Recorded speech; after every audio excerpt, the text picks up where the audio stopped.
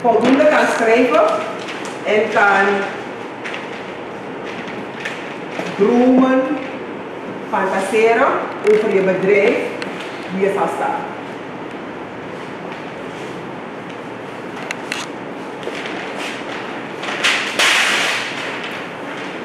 Kijk, dan hou je uit hier.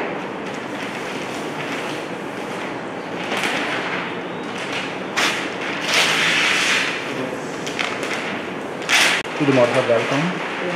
Ik ben mevrouw. Ik ben Coronatijd Leesler. Goed, vandaag in BIC gebouw, wat krijg je meer? Oké, we zijn hier om een training te verzorgen voor ondernemers die willen starten of die al bezig zijn met de onderneming. Ja, wat wordt allemaal hier gepraktiseerd? Oké, ze krijgen bepaalde richtlijnen om hun eigenlijke onderneming te boosten als ze al eenmaal ermee bezig zijn. Ja. Of hun bedrijfsidee uit te werken, zodat ze kunnen starten met hun bedrijf. Hoe lang gaat u bezig zijn? We zijn er tot 2 uur vandaag en als er nog meer aankomen, zullen we zeker terugkomen. Maar dit is eigenlijk vanuit Spectre Editors. Ja. Ik zeg van hey, laten we iets terug doen voor Nikeri. Vandaar dat we dan een trainer hebben gevraagd om dit te verzorgen voor Nikeri. Wat zijn de vereisten? Je mag een minimale bijdrage leveren. Ja. Je komt gewoon en je neemt de stof mee. Dat is het gewoon. Geweldig. Groene vergelijking nog? Ja. Zelf een keer naar? Ja, ik ben zelf Nigeriaan. Op mijn 18e vertrokken naar Paramaribo voor studie. Ja. En inmiddels heb ik ook een bedrijf in Paramaribo, Spectre Editors. We verzorgen binnenlandse, buitenlandse tours, reisverzekeringen, cruises. Dus alles op maat voor het reizen. Goed, vertelt u meer over de tour zelf. Oké, stel van u wilt met uw gezin naar Curaçao of naar Amerika, kunt u bij ons komen. Dus zeg van hey, ik heb maar $2000 of ik heb maar $1000, wat kan ik er mee doen? En dan werken we dat voor u uit, zodat u een pakket krijgt op maat en dat u niet extra kosten hoeft te maken. Of als u zegt van nee, ik heb $5000, ik wil echt vakantie houden, kan dat ook. Dus Binnenlandse tours? De binnenlandse tours, daardoor algeheel verzorgde tours. Dus u pakt gewoon uw koffer of uw tas en we brengen u naar plaats van bestemming. Maar als u zegt van hey, regelen jullie alleen transport voor me of regelen jullie alleen de boot voor me en eten wil ik zelf doen, dan kan dat ook. Dus een tour op maat gesneden? Tour op maat gesneden, ja. Dus u bent mevrouw? Leanna Salburus. Goed, u bent bezig zo'n beetje met wat Nigerianen. Waarmee bent u bezig? Nou, een business event, boost your business event voor de startende ondernemers. Ja. Om ze eigenlijk die boost te geven, motivatie te geven om te starten of om door te gaan met hun bedrijf. Wat praktiseert u zo? Nou, we kijken naar wat het idee is. We hebben een idee en we gaan jullie uitwerken, een naam bedenken voor hun bedrijf. Ja. Maar ook kijken naar de doelen die ze willen bereiken in het volgend jaar met hun bedrijf. Hoe ze willen starten, hoe ze willen doorgaan. Ja. En eigenlijk kijken naar hun sterkte en hun zwakten. Ja. Ook hun kansen in hun bedrijf, zodat ze daarop kunnen inspelen om hun bedrijf verder te ontwikkelen. Hoe vaak gaat u bezig zijn met... Het is een eendaags event. Het is een eendaags event, ja. En hoe staat het met buiten Nikeri dan? Andere plaatsen? Wij zijn van, ik ben van Paramaribo. Ja. En in Paramaribo we zijn van ledenconsultancy en trainingen. En wij bieden trainingen aan ondernemers en studenten. We doen business consultancy en projectconsultancy, maar we geven ook trainingen. Wat is uw expertise? Nou, ik ben ondernemer van huis uit vanaf mijn 9e en ik ben ook docent economie. Oh, geweldig. Ja. Dus je zat termonie of Ja, beandangamonie. helemaal. Zou je misschien tot slot nog wat willen toevoegen? Nou, mensen die een idee hebben, zou ik willen zeggen, bespreek een idee, brainstorm erover, werk het uit. Vooral schrijven. We hebben alles in ons hoofd en die volgorde kan je niet in je hoofd. Maar het schrijft, dan kan je het zelf bepalen. Dus werk een idee uit en ga ervoor. Maar let op je zwakte, je sterkte, maar ook de kansen en de bedreigingen er zijn. Je mag risico's nemen als ondernemer, maar neem gecalculeerde risico's. Een slotvraag. Leningsplafond is afgetrokken, de wet is aangenomen. Is dat een gezonde zaak? Nee, het is geen gezonde zaak, maar, maar u weet, het is de politiek. Ja. En daarover zal ik geen uitspraak doen, maar het is helemaal geen gezonde zaak. Maar we toch een limiet moeten hebben. Ik ga niet vragen naar uw kleur. Waarom is het geen gezonde zaak? Gewoon financieel, vanuit mijn expertise. Precies. Financieel is het niet gezond om een zoveel te lenen. Dus je zou dat wel moeten beperken. Of ik kan lenen voor investeringen, of wat je wil. Die gaan het geld terugverdienen. En je hebt een terugbetaalcapaciteit. Ja. Dank u wel. Alsjeblieft.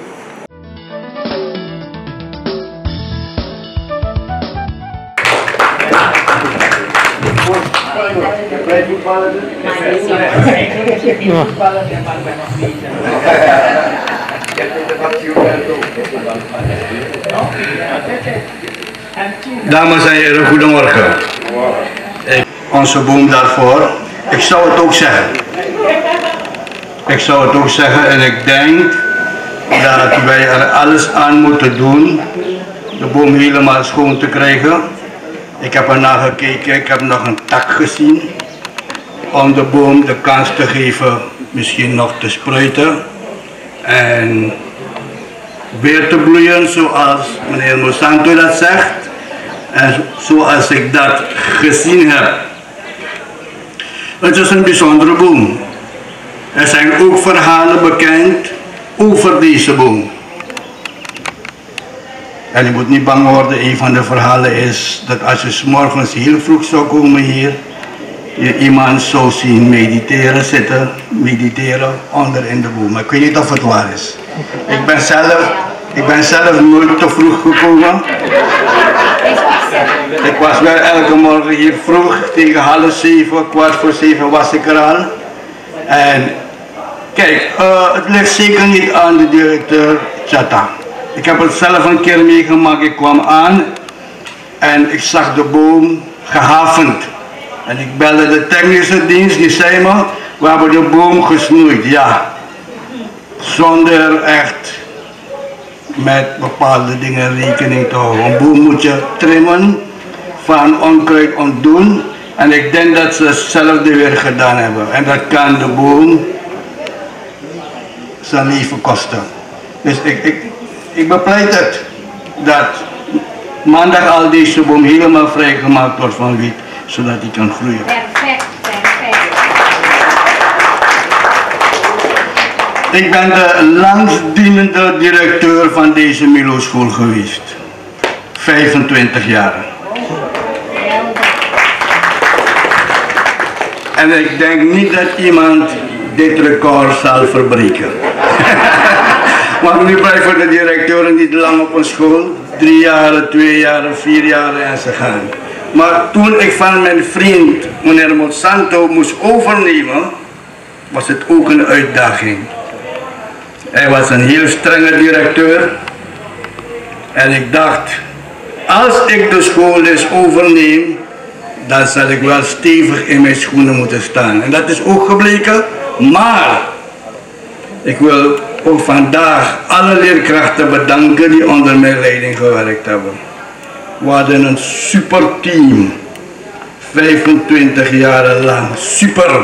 Samenwerken, samen dingen doen.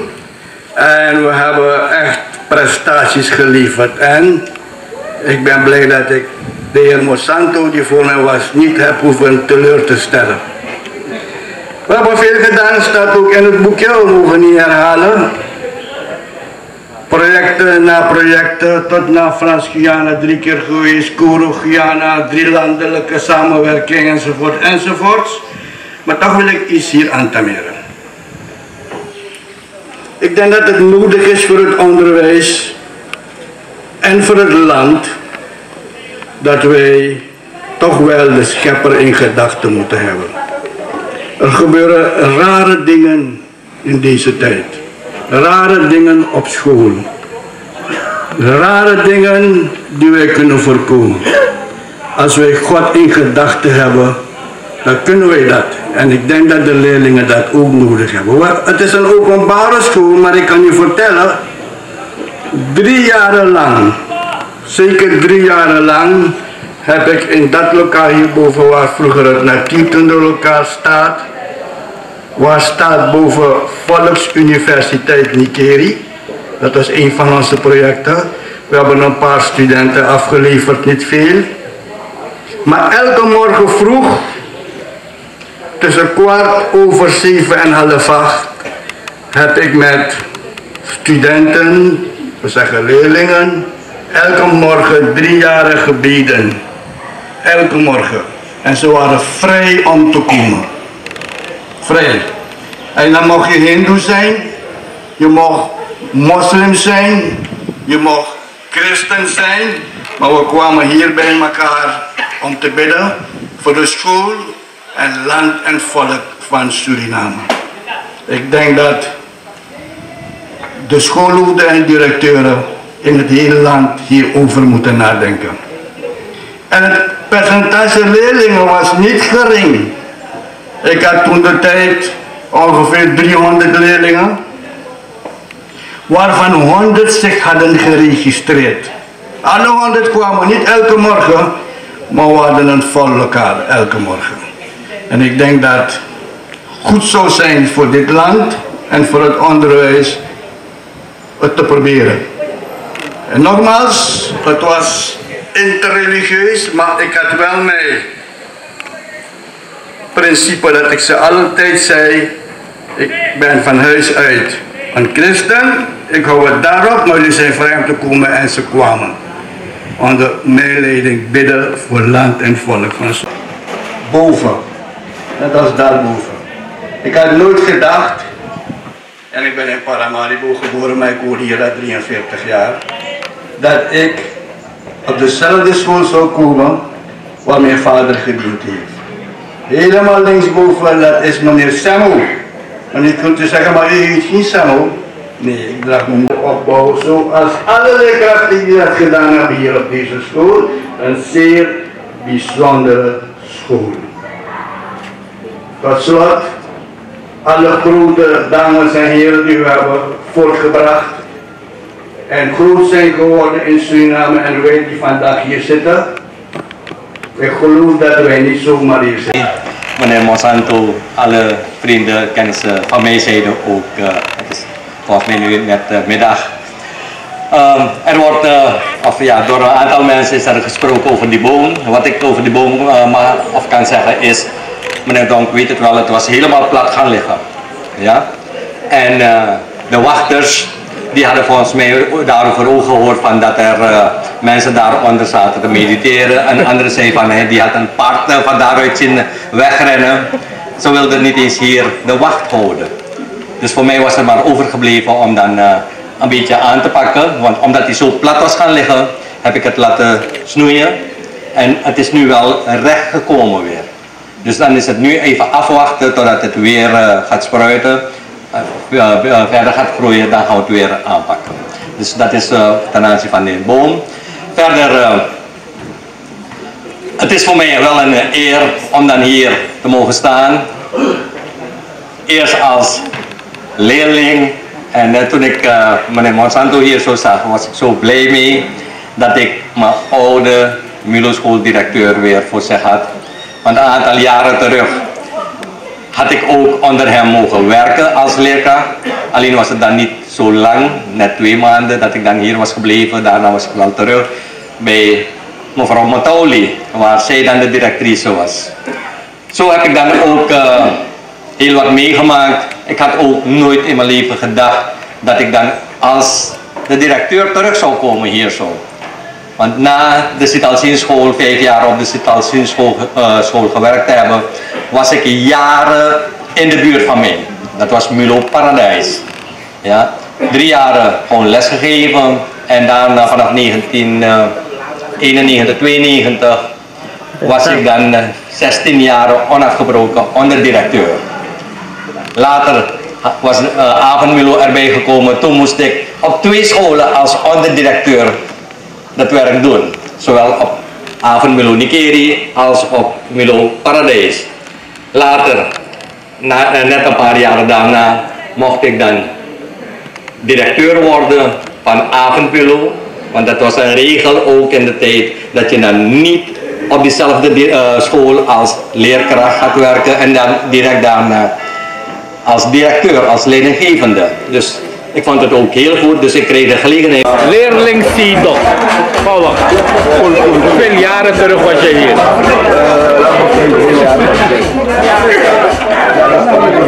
Als het een beetje luid op kan, ja?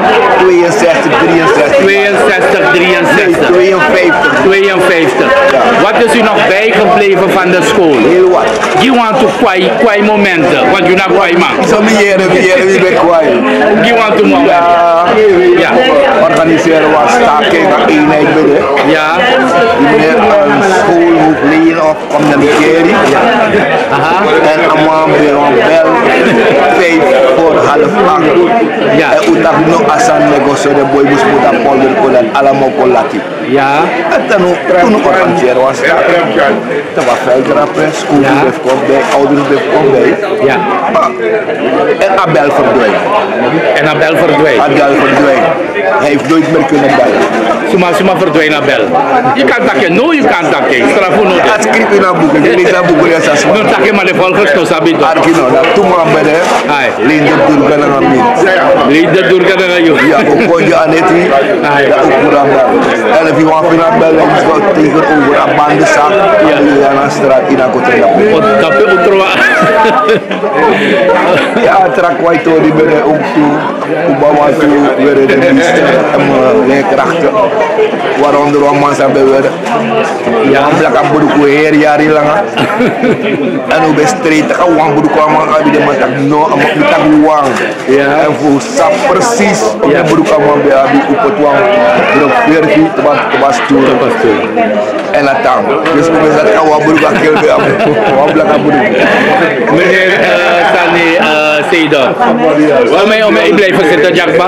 Nooit. Nooit? Scoren is nooit. Of vaak je speak? Binnen best. Je nooit no speak? Ik ben de best geslaagde voetbal. Ik ben bereid. Ik ben bereid. Ook drie om ben bereid. Ik ben bereid. Aha. Is Spijbel? De best spijbel. Je had geen tijd om te spijbelen. Die ouders best streng. Sanne is spijbel. Als ik een beetje met je. Aha. Maar dat best spijbel.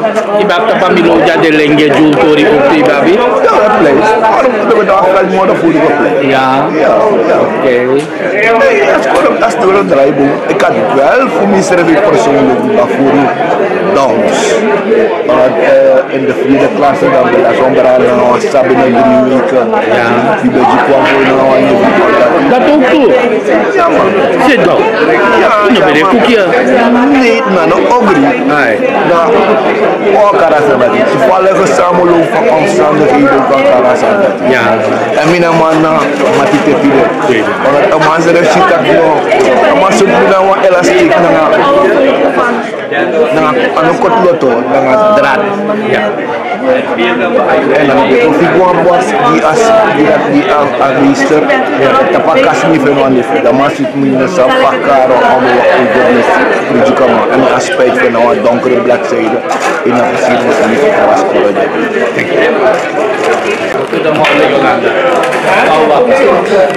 Kunt u luid praten alsjeblieft? Luid praten? Dan ben je kijken, na hoeveel jaren bent u weer hier? Oké, dus u bent dan als vertegenwoordiger van de DC. Ja, meneer. Wat Milo School u was? Eerst de citatieschool. Ja.